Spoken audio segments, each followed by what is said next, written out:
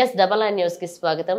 మేడ్చల్ జిల్లా కేసరగుట్ట శ్రీ భవానీ రామలింగేశ్వర స్వామి కళ్యాణోత్సవంలో Telangana chief whip పట్నం మహేందర్ రెడ్డి, మాజీ మంత్రి మేడ్చల్ ఎమ్మెల్యే చామకూర మల్లారెడ్డి, టీపీసీసీ ఉపాధ్యక్షులు మేడ్చల్ నియోజకవర్గ కాంగ్రెస్ పార్టీ ఇన్ఛార్జ్ తోటకూర వజ్రేష్ యాదవ్, మాజీ ఎమ్మెల్యే మల్లిపెద్ది సుధీర్ రెడ్డి, ఆలయ చైర్మన్ తటాకం నారాయణ శర్మ, ఈవో సుధాకర్ రెడ్డి పాల్గొన్నారు.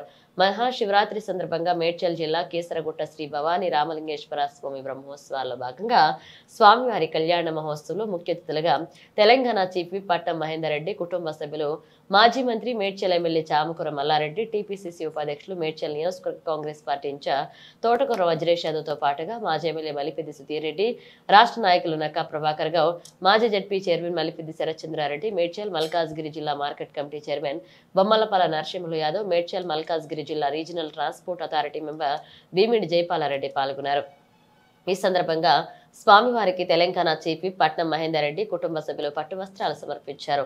ఈ మేరకు వారు మాట్లాడుతూ పరమశివుని దైవానుగ్రహం ఉంటే జీవితంలో ఏదైనా సాధించవచ్చని, దేవదేవునికి సేవ చేసే భాగ్యంతో మా జన్మ ధన్యమవుతుందని సంతోషం వ్యక్తం చేశారు.